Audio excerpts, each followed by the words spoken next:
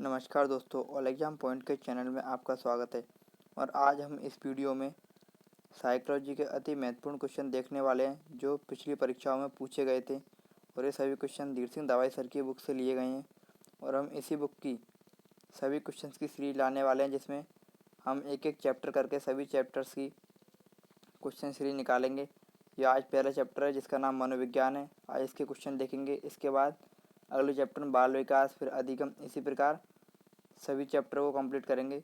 तो इस प्रकार की वीडियो देखने के लिए आप चैनल को सब्सक्राइब कीजिए, वीडियो को लाइक करें, शेयर करें, ताकि हमें भी मोटिवेशन मिल सके। तो चलिए अब वीडियो शुरू करते हैं और क्वेश्चन देखते हैं। तो आज का पहला क्वेश्चन है, निम्न में से किसमें शिक्षा मनोविज्ञान उपयोगी नहीं है। इसके चार ऑप्शन दे रखे हैं। बालकों की मानसिक अस्वस्थता का पता लगाने में, शिक्षण विधियों के चयन में, छात्रों को अभिप्रेरित करने में, या पशुओं में प्रयोग करने पर। तो इसका राइट आंसर क्या हो जाएगा? पशुओं में प्रयोग करने पर।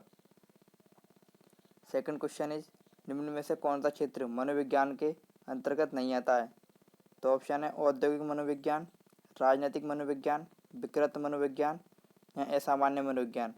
तो यह सबको पता होगा कि राजनीति का मनोविज्ञान के क्षेत्र से कोई संबंध नहीं है। तो इसका राइट आंसर क्या हो जाएगा? राजनीतिक मनोविज्ञान। क्वेश्चन नंबर थर्ड, लैटिन शब्द साइको का अर्थ है। साइको का अर्थ क्या होता है? मन, चेतना, व्यवहार या आत्मा। तो आप सबको पता होगा कि साइको का मतलब है व्यवहार में परिवर्तन देखना। तो इसका आंसर क्या हो जाएगा? ऑप्शन नंबर थर्ड, व्यवहार। क्वेश्चन नंबर फोर, निम्न में से कौन सा क्षेत्र मनोविज्ञान के अंतर्गत नहीं आता है। असामान्य मनोविज्ञान, औद्योगिक मनोविज्ञान, आर्थिक मनोविज्ञान, या पशु मनोविज्ञान। तो इसमें कौन सा क्षेत्र जो है मनोविज्ञान के अंतर्गत नहीं आता है। तो इसमें राइट आंसर क्या हो जाएगा? आर्थिक मनोविज्ञानी, option number third. Question number पाँच, शिक्षा मनोविज्ञान का अध्ययन शिक्षक को इसलिए करना चाहिए ताकि छात्राओं को आसानी से प्रभावित कर सके, स्वयं को समझ सके, पशुओं पर प्रयोग कर सके, शिक्षण को अधिक प्रभावी बना सके। तो इसका राइट आंसर क्या हो जाएगा? ऑप्शन नंबर चार, शिक्षण को अधिक प्रभावी बना सके। वर्तमान समय मनोविज्ञान है व्यवहार का विज्ञान, मस्तिष्क का विज्ञान, चेतना का विज्ञान, या आत्मविज्ञान। तो मनोविज्ञान क्या है? ये आप सबको पता होगा, व्यवहार का विज्ञान ही मनोविज्ञान है। अगला क्वेश्चन है क्वेश्चन नंबर सात, शिक्षा की प्रक्रिया में प्रेरणा का महत्व है। इस बात को ध्यान में रखें जो अध्यापक को निम्न में से कौन सा कार्य नहीं करना चाहिए। कार्य के लक्ष्य को स्पष्ट करना।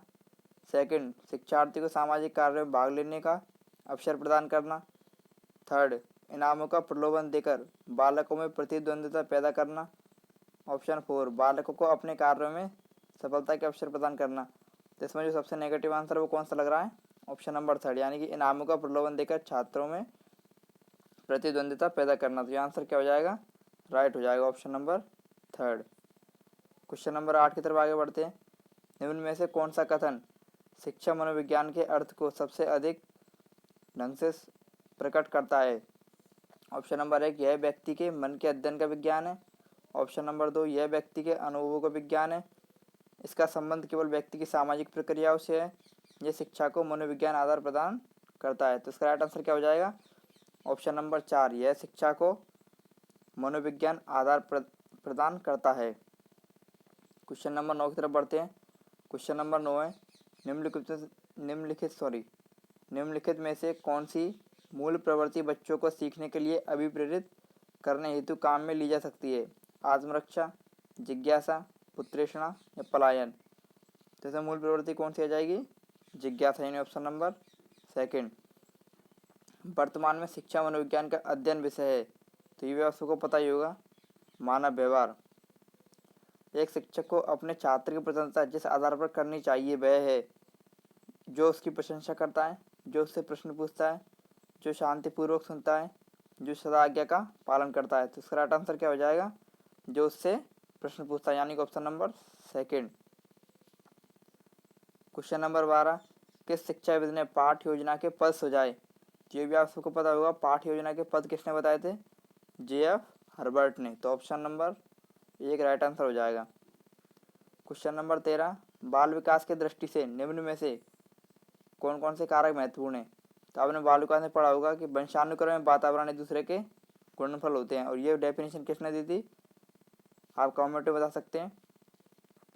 तो इसमें ऑप्शन दे रखे भोजन एवं पोषण, वंशानुक्रम वातावरण, प्रेम व देखभाल, वंशानुक्रम व शिक्षा। तो इसका राइट आंसर क्या हो जाएगा, वंशानुक्रम व वातावरण। क्वेश्चन नंबर 14, विद्यार्थियों में सामाजिकता के गुणों का विकास करने वाली शिक्षण विधि है समस्या समाधान विधि, प्रायोजन विधि, समाजीकृत अभिव्यक्ति या व्याख्यान विधि। तो समाज से संबंधित कौन सी विधि है इनमें से, ऑप्शन नंबर 3 सामाजीकृत अभिव्यक्ति। किंडरगार्टन विधि के बहुत से गुण हैं, परंतु इस विधि में सबसे महत्वपूर्ण कौन सा गुण है, निरीक्षण द्वारा सीखना, प्रायोजन विधि, समीपता द्वारा सीखना या खेल एवं करके सीखना। तो किंडरगार्टन जो एक खेल विधि है, इसलिए इसमें सबसे महत्वपूर्ण क्या होता है, खेल एवं करके सीखना। Option number 4 is right answer.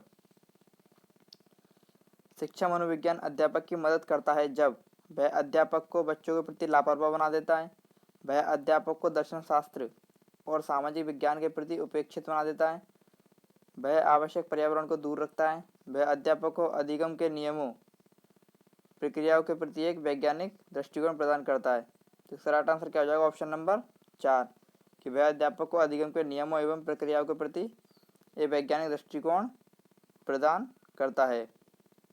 Question number 17, अपने शिष्य के संवेगात्मक विकास के लिए अध्यापक को चाहिए कि वह शिष्य के माता पिता के स्थान हड़पने की कोशिश न करे, वह अपने शिष्य के प्रति प्रेम व स्नेह विकसित करे, वह अपने शिष्य की शरारत के प्रति भी प्रेम का रवैया अपनाएं, अपने कुछ चुनिंदा शिष्यों के प्रति पक्षपातपूर्ण व्यवहार करे। तो इसमें राइट आंसर क्या हो जाएगा, संवेगात्मक विकास के लिए कि उसको बच्चों के प्रति प्रेम और स्नेह विकसित करना पड़ेगा। Option number 2 is right answer. Question number 18, शिक्षा मनोविज्ञान अध्ययन करता है आत्मा का धार्मिक परिस्थितियों में, मानव व्यवहार का शैक्षिक परिस्थितियों में, चेतना का असीमित परिस्थितियों में, मस्तिष्क का बौद्धिक परिस्थितियों में।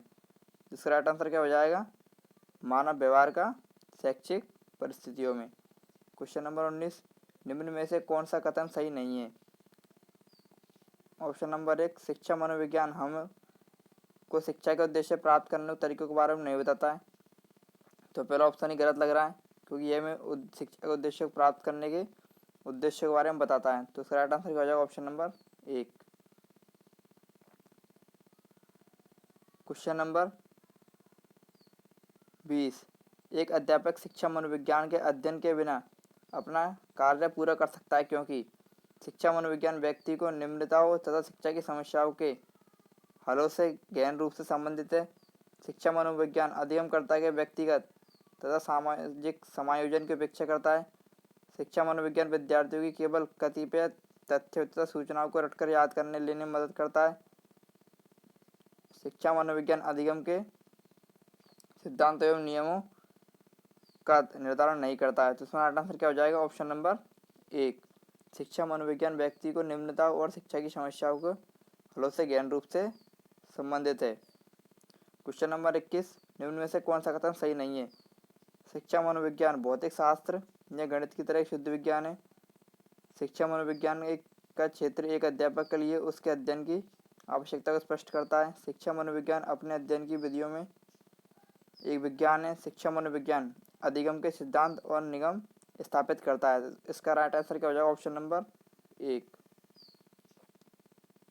क्वेश्चन नंबर 22 की तरफ बढ़ते हैं। प्राय शिक्षार्थियों की त्रुटियां किसकी ओर संकेत करती हैं, उनकी अनुपस्थिति की ओर। तो इसका राइट आंसर क्या हो जाएगा, ऑप्शन नंबर 3। क्वेश्चन नंबर 23, शिक्षण से अधिगम पर बल देने वाला परिवर्तन हो सकता है बाल केंद्रित शिक्षण विधि अपनाकर, रटने को प्रोत्साहित करके, अग्र शिक्षण की तकनीकी अपनाकर या परीक्षा परिणामों पर केंद्रित होकर। तो इसका राइट आंसर क्या हो जाएगा, बाल केंद्रित शिक्षा विधि अपनाकर, ऑप्शन नंबर 1। क्वेश्चन नंबर 24, एक शिक्षिका अपने आप से कभी प्रश्नों का उत्तर नहीं लेती है, वह अपने विद्यार्थियों को उत्तर देने के लिए समूह चर्चा और सहयोगात्मक अधिगम अपनाने के लिए प्रोत्साहित करती है। यह उपागम किस सिद्धांत पर आधारित है, यानी कि समूह भी बन रहे हैं और आपस में सहयोग कर रहे हैं, तब जाके उनका अधिगम हो रहा है। तो इसमें क्या हो गया, सबकी सक्रिय सहभागिता हो जाएगी, यानी option number 4 is right answer. Question number 25, एक शिक्षिका अपने विद्यार्थियों को अनेक तरह की सामूहिक गतिविधियों में व्यस्त रखती है, जैसे समूह चर्चा, समूह परियोजनाएं, भूमि का निर्वाह आदि। यह सीखने के किस आयाम को उजागर करते हैं? सामाजिक गतिविधि के रूप में अधिगम, मनोरंजन द्वारा अधिगम, भाषा निर्देश अधिगम या प्रतियोगिता आधारित अधिगम। तो ये क्या हो जाएगा? सामाजिक गतिविधि के रूप में अधिगम, यानी कि option number 1 is right answer. एक शिक्षिका शिक्षार्थियों की सदैव इस रूप में सहायता करती है कि वे एक विशेष क्षेत्र से प्राप्त ज्ञान को दूसरे विषय के ज्ञान के क्षेत्रों से जोड़ सके। इससे किसको बढ़ावा मिलता है? पुनर्बलन को, ज्ञान के सहसंबंध एवं अंतःकरण को, व्यक्तिगत भिन्नताओं को, या शिक्षार्थी स्वायत्तता को। तो इसका आंसर हो जाएगा ऑप्शन नंबर 2, यानी कि ज्ञान के सहसंबंध एवं अंतःकरण को। क्वेश्चन नंबर 27, निःशुल्क एवं अनिवार्य शिक्षा का अधिकार अधिनियम 2009 के अंतर्गत किसी भी अध्यापक को निम्न में से किस कार्य के लिए नहीं लगाया जा सकता है? तो यह सबको पता होगा कि अध्यापक को जो है जनगणना के लिए लगा सकते हैं, आपदा रहित कार्य के लिए लगा सकते हैं, चुनाव के लिए लगा सकते हैं, लेकिन किसी भी अध्यापक को कभी भी पल्स पोलियो कार्यक्रम में नहीं लगाया जाता है। तो इसका राइट आंसर क्या हो जाएगा? Option number 4।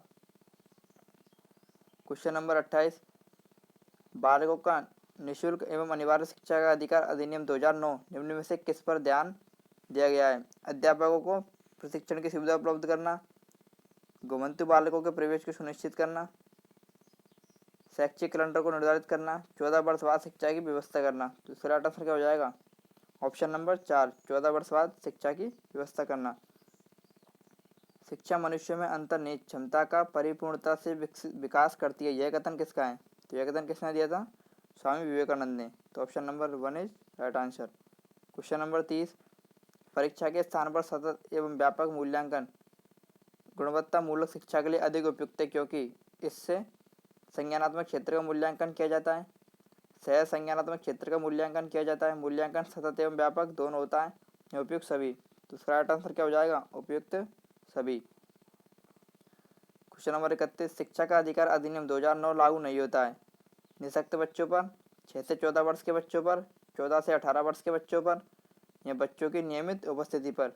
तो ये 14 से 18 वर्ष के आयु बच्चों पर उपस्थित नहीं होता, यानी कि option number 3 is right answer. Question number 32, निम्नलिखित में से कौन शिक्षण सूत्र नहीं है? ज्ञात से ज्ञात की ओर, अज्ञात से ज्ञात की ओर, प्रत्यक्ष से अप्रत्यक्ष की ओर, पूर्ण से अंश की ओर। तो यदि आपने शिक्षण सूत्र पढ़ रखे तो आपको पता होगा कि कौन सा इसमें है, कौन सा नहीं है। तो जो अज्ञात से ज्ञात की ओर, ये शिक्षण सूत्र में नहीं आता है। शिक्षण सूत्र होता है ज्ञात से अज्ञात की ओर। क्वेश्चन नंबर 33, उद्देश्यों के आधार पर शिक्षण का प्रकार नहीं है? चिंतन उद्देश्य, भावात्मक उद्देश्य, ज्ञानात्मक उद्देश्य या क्रियात्मक उद्देश्य। इसका राइट आंसर क्या हो जाएगा? क्वेश्चन नंबर 33 का उद्देश्य कौन सा प्रकार नहीं है? चिंतन उद्देश्य। Option number 1 is right answer. मनोविज्ञान का ज्ञान उपयोगी शिक्षा के लिए, अभिभावकों के लिए, विद्यालय प्रशासक के लिए, उपयुक्त सभी के लिए। तो इसमें हो जाएगा ऑप्शन नंबर 4, उपयुक्त सभी के लिए। आपके अनुसार कक्षा का वातावरण कैसा होना चाहिए? सख्त, अंतर्मुखी व संयमित, छात्र अध्यापक दोनों का बराबर योगदान हो, उपयुक्त में से कोई नहीं। तो कक्षा का वातावरण कैसा होना चाहिए? जिसमें अध्यापक एवं छात्र दोनों बराबर रूप से सक्रिय हो, यानी कि option number 3 is right answer. Question number 36, कक्षा में कोई छात्र आपसे प्रश्न पूछता है, उस प्रश्न का उत्तर आपको नहीं आता है, तो इस स्थिति में आप उसे डांट देंगे, बगले जाकेंगे, कक्षा छोड़ देंगे, छात्र से कुछ समय लेकर उसके प्रश्नों का हल अगले दिन बताने का भरोसा देंगे। तो इसका राइट आंसर क्या हो जाएगा? कि छात्रों से कुछ समय लेंगे, उसका आंसर ढूंढने की कोशिश करेंगे, तब जाके छात्रों को बताएंगे, यानी कि option number 4 is right answer. उत्कृष्ट कक्षा शिक्षण व्यवस्था कौन सी है? एकल, बाहर रुचि ज़्यादा हो, आंतरिक अनुशासन ठीक हो, या बाहर में आंतरिक दोनों का अनुशासन अच्छा हो। तो इसका आंसर हो जाएगा ऑप्शन नंबर 4, यानी कि बाहर में आंतरिक दोनों का अनुशासन अच्छा हो। क्वेश्चन नंबर 38, शिक्षण प्रणाली कैसी होनी चाहिए? बाल केंद्रित, मूल्य केंद्रित, शिक्षक व छात्र केंद्रित। तो इसका राइट आंसर हो जाएगा बाल केंद्रित। क्वेश्चन नंबर 39, शिक्षक का प्राथमिक दायित्व क्या है? अनुशासन, लचीलापन, उत्कृष्ट शिक्षण, पाठ्यक्रम समाप्त करना। तो इसका राइट आंसर हो जाएगा ऑप्शन नंबर 3, उत्कृष्ट शिक्षण। कक्षा में छात्र पढ़ाई में रुचि नहीं ले रहे हैं, ऐसी स्थिति में आप क्या करेंगे? रुचिपूर्ण शिक्षण विधि का प्रयोग करेंगे, कहानी सुनाएंगे, कक्षा छोड़ देंगे, उपयुक्त में से कोई नहीं। तो यदि छात्र पढ़ाई में रुचि नहीं ले रहे हैं तो शिक्षक को क्या करना चाहिए कि अपनी शिक्षण विधियों में परिवर्तन करके देखना चाहिए। तो इसमें क्या हो जाएगा option number 1 is right answer, रुचिपूर्ण शिक्षण विधियों का प्रयोग। क्वेश्चन नंबर 41, कोहलबर्ग के नैतिक विकास के सिद्धांत के अनुसार निम्न अवस्था में लोगों की आशा तथा इच्छाएं पूरी करने के संदर्भ में सही या गलत निर्णय है। तो कोहलबर्ग ने अपने कितने सिद्धांत में कितनी अवस्थाएं बताई हैं? मेजर 3 अवस्थाएं, और तीनों अवस्थाओं में 2-2 छोटी अवस्थाएं, तो यानी कुल 6 अवस्था बताई हैं। तो उसके आधार पर इसका आंसर देना है। पहला ऑप्शन अवस्था 1, अवस्था 2, अवस्था 3, अवस्था 4। तो लोगों की आशा तथा इच्छा के बारे में कौन सी अवस्था में बताया गया है? अवस्था नंबर 3 यानी option number 3 right answer. Kohlberg के नैतिक विकास के सिद्धांत एवं उसकी विभिन्न स्तरों के अनुसार निम्न में से कौन सा सोपान उनके द्वारा प्रतिपादित नहीं है? आत्म केंद्रित निर्णय, परस्पर एकरूपता अभिमुखता, व्यक्तिगता, सामाजिक अनुबंध अभिमुखता। तो इसमें राइट आंसर क्या हो जाएगा? ऑप्शन नंबर 2 यानी कि परस्पर एकरूपता अभिमुखता कोहलबर्ग के नैतिक सिद्धांत में प्रतिपादित नहीं है। क्वेश्चन नंबर 43, एक विद्यार्थी गुणन के सवालों को हल करना सीखता है, वह अपने जोड़ के पूर्व ज्ञान का प्रयोग करता है। इस प्रकार के अधिगम अंतरण को क्या कहा जाता है? धनात्मक अंतरण, क्षैतिज अंतरण, ऊर्ध्व अंतरण या द्विपार्श्व अंतरण। यानी कि अपने एक ज्ञान का प्रयोग वह दूसरे कार्य में कर पा रहा है, तो इसको क्या बोलेंगे? ऊर्ध्व अंतरण, यानी option number 3 is right answer. अपने खाली समय के दौरान किसी शिक्षक को पढ़ने के लिए निम्न में से किसे प्राथमिकता देनी चाहिए? उपन्यास एवं कहानी किताबें, धार्मिक किताबें, अनुसंधान की किताबें या शैक्षणिक पत्रिकाएं। तो इसका राइट आंसर क्या हो जाएगा? ऑप्शन नंबर 4 शैक्षणिक पत्रिकाएं। क्वेश्चन नंबर 45, कोई पाठ पढ़ाने से पहले शिक्षक को पाठ के उद्देश्य के बारे में बात करनी चाहिए, प्रश्नों के उत्तर देने चाहिए, एक छात्र को पाठ पढ़ने के लिए कहना चाहिए या पाठ के कठिन शब्दों के अर्थ बताने चाहिए। तो सबसे पहले शिक्षक को क्या करना चाहिए? जो पाठ के मुख्य उद्देश्य हैं उनके बारे में बात करनी चाहिए। तो option number 1 is right answer.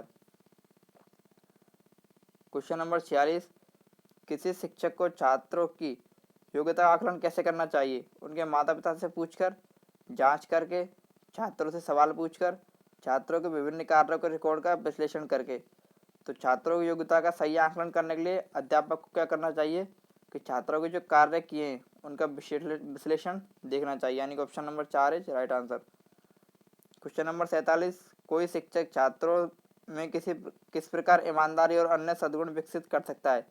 किसी ईमानदार छात्र का उदाहरण देकर, विस्तृत व्याख्यान देकर, व्यक्तिगत उदाहरण देकर, उपयुक्त में से कोई नहीं। तो इसका राइट आंसर हो जाएगा व्यक्तिगत उदाहरण देकर।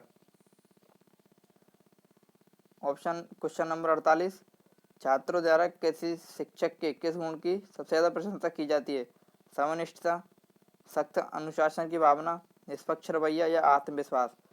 तो सबसे ज़्यादा जो गुण होता है शिक्षक का प्रभावी करने वाला वो कौन सा होता है? निष्पक्ष रवैया, यानी सभी विद्यार्थियों को एक समान रूप से देकर किसी में भी भेदभाव ना करे, यानी कि option number 3 is right answer. तो दोस्तों आज मनोविज्ञान के इतने क्वेश्चन थे। मनोविज्ञान के हमने सारे क्वेश्चंस कर लिए हैं। इसके अलावा जो भी आगे आने वाले चैप्टर्स हैं उनको हम 1 बाय 1 कंप्लीट करेंगे। तो इसी प्रकार की वीडियो सीरीज देखने के लिए चैनल को सब्सक्राइब करें, वीडियो को लाइक करें और शेयर करें। और आप हमें कमेंट में सजेस्ट भी कर सकते हैं कि आपको कौन कौन से टॉपिक पर वीडियो चाहिए या कौन कौन से आपको वीक पॉइंट है जिन पर वीडियो बनाई जाए, तो उन पर भी हम विचार करेंगे। तो चलिए चलो दोस्तों आज के लिए इतना ही काफ़ी है। Thank you.